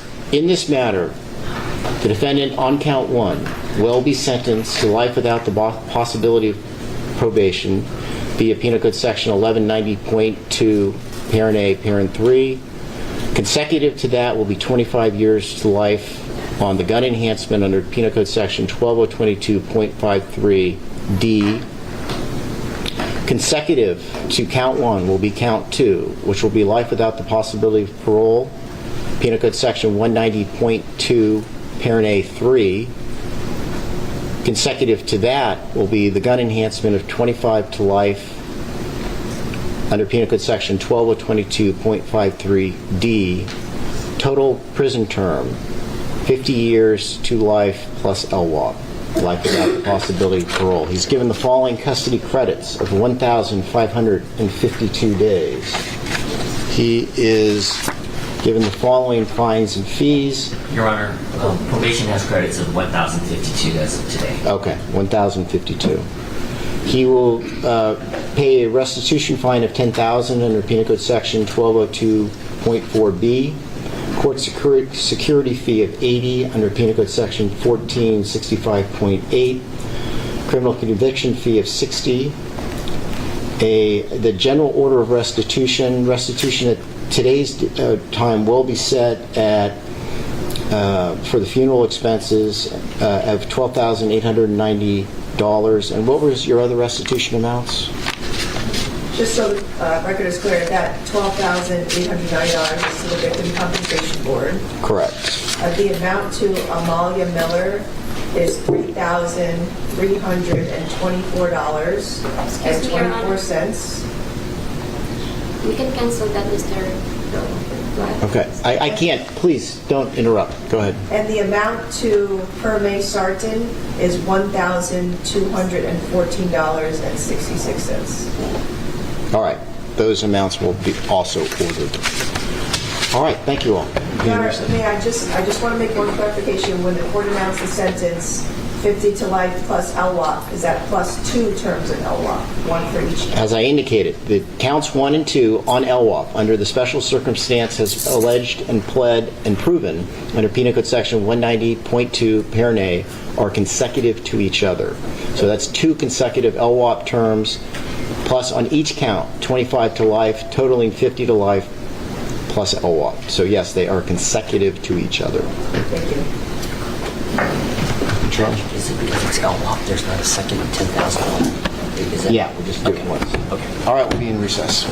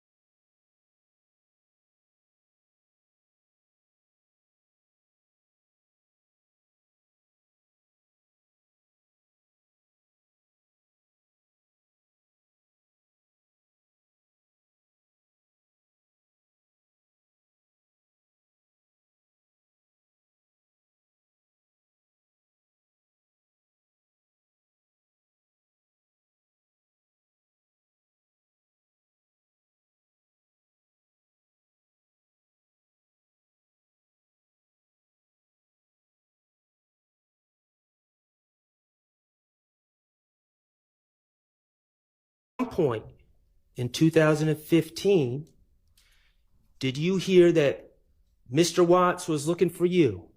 Yes. And was all that revolving around your rivalry over Antrevious Smith? Yes. You remember when the state played a video of you and Mr. Zachary with guns? Yes. Okay. You said it was childish, right? Yes.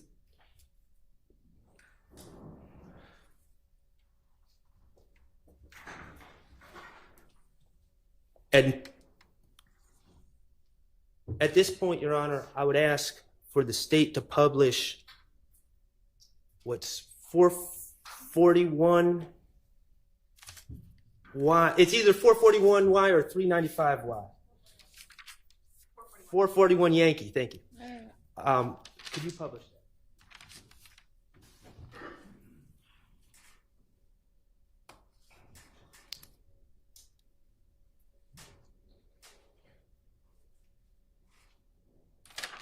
Little strip this ass nigga. When little strip this ass. Okay, thank you. Little strip this ass nigga. We ain't really going back and forth no nigga. We don't go. You little bitch ass nigga wanna see me? I'm everywhere. Yeah, fuck you nigga, Cam. Whoever else, nigga. Well, nigga. Pop, pop, pop, nigga. Whoa. They said I ain't really going back. Okay, thank you. All right. Back in 2015, were you a little bit emotional about the situation? Yes. Okay. And in that video, that was posted on the internet, correct? Yes. Did you post it on the internet? I think me or Zachary posted one of us posted. Okay. You intended for Mr. Watts to see the video. Yes. Okay. And in the video, you said you heard that Mr. Watts was looking for you, right? Yes. Okay. And you're in that video with guns. Yes. And you're in that video with Mr. Zachary. Yes. And that's Quindarius Zachary, right? Yes. Lil D from Cleveland. Yes. Okay. And that is someone that you have known since he was little, right? Yes. You grew up together in the Capitol Homes neighborhood in Atlanta. Yes. Apartments. Yes. How far did you grow up from him? How far did I grow up? That was a horrible question. You guys were both living in the same apartment complex, right? Yes. Now, you're older than him. Yes. And he was a little boy at that time, right? Yes. Okay. Would you see him every day? No, I wouldn't see him every day. How often would you see him? When I used to walk past his door to get to the basketball court, he'll be on the porch. Okay. Are you particularly close with him? Or were you back in 2000? At that time? Yes. No. In 2015, you weren't? 2015, we were very close. Okay. And in that video, did you ever hear anyone say YSL? No. Did you ever hear anyone say gang? No. Did you hear anyone say on behalf of? No. Okay. Did anyone tell you to make that video? No. That was your decision. Yes. And you made that video because you were mad at Kelvin Watts because he was running his mouth? Yes. Because y'all were dating the same woman? Yes. Okay. So let's go back to factual acknowledgement 3, which deals with this video. It says, while associated with YSL and to support and express loyalty to YSL, did anything about making that video and talking junk to Kelvin Watts, did any of that video have to do anything with supporting and expressing loyalty to YSL? No. Okay. And then later on in factual acknowledgement 3, it says, and wherein on behalf of YSL. Was there anything about that video that was done on behalf of YSL? No. Thank you.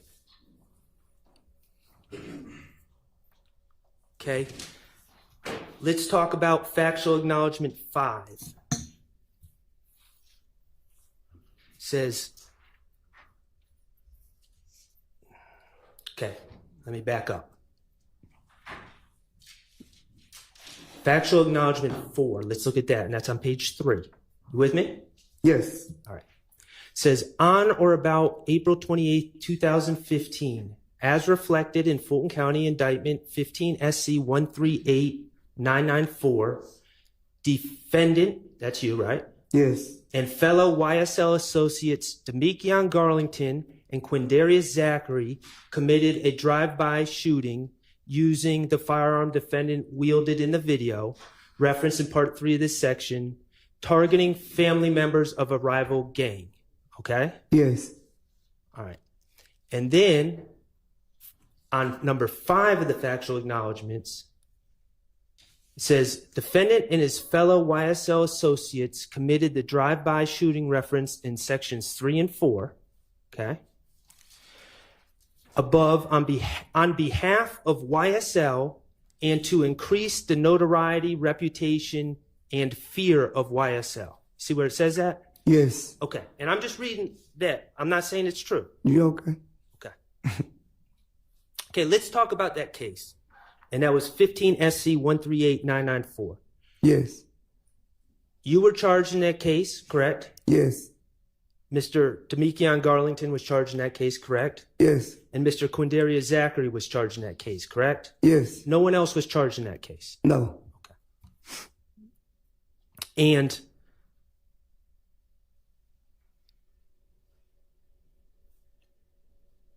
that night, April 28th, 2015, I believe you testified you were at the Club Crucial. Yes. And Demekion Garlington was at Club Crucial. Hey. Yes.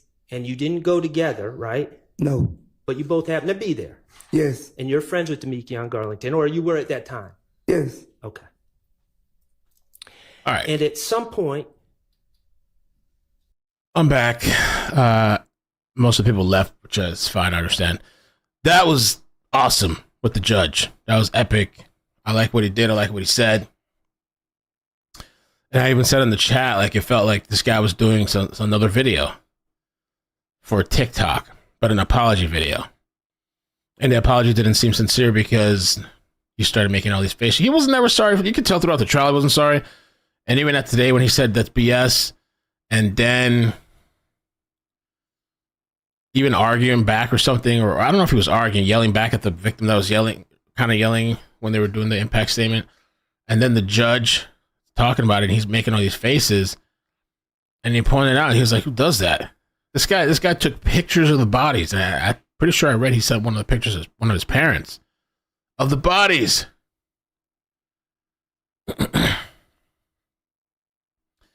And I love when the judge was like, because he like I said, he did this TikTok character, Scarface.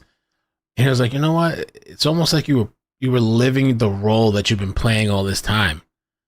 An actual Scarface, your actual Scarface character, you lived it out. You were doing the coke, you were violent, did the drugs, killed somebody, killed 2 people. You're living the role. And then I really liked it when he said, I don't remember, kind of paraphrasing, but something like, in short, or I forgot what he said, getting to the point or something. He's like, you're going to die in jail. I was like, oh shit. They started clapping. He started making these faces.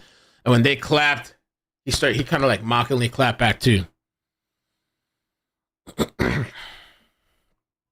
Okay. So everybody's talking about this, Maryland situation. That situation, from what I've seen, it's an isolated incident. There was some type of fight at school. I guess somebody had a knife and the other person shot the person, and the person's in custody already. I can pull it up real quick, but I don't think we're going to do a live on it right now. I know everybody's on edge because of what happened. Still makes you wonder why these kids bring knives and guns and all this stuff to school, right?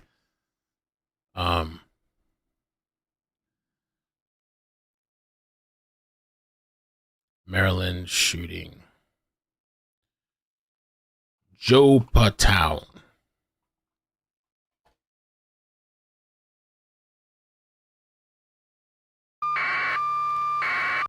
Helicopter aboard.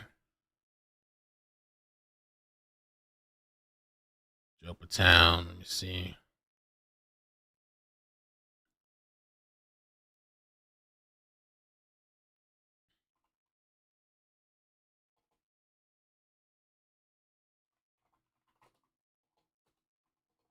Shit's getting crazy, huh?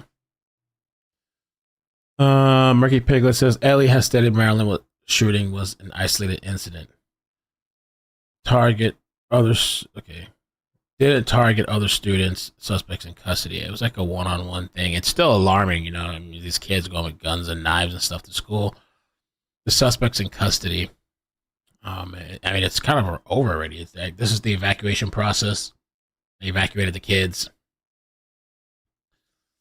Yeah.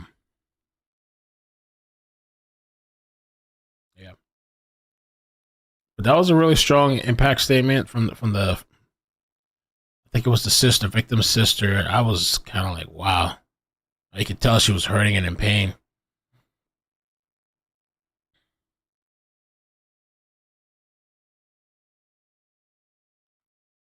I'm glad we watched it, though, to kind of see it and kind of maybe put a final closing chapter.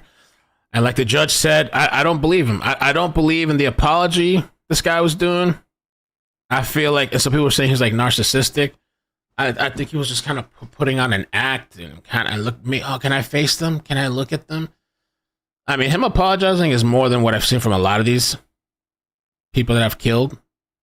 So I don't know if that says something or not, but it didn't seem sincere. And like the judge said, it seems like he only cares about himself, you know. And maybe that apology was to save himself, and hoping that he, I don't know, gets some type of sympathy or something.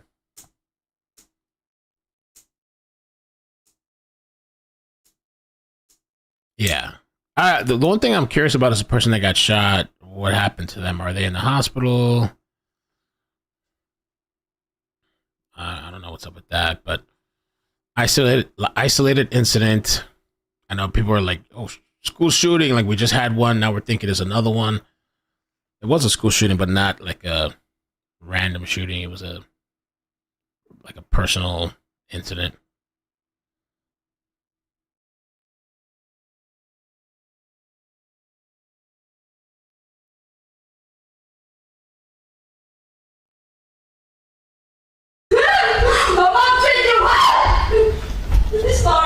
Sorry, Your Honor. What did you do? You didn't do anything to her. What did you do, man? It's wrong. You don't have a reason. It's not gonna go cheat. If you get cheat, fight.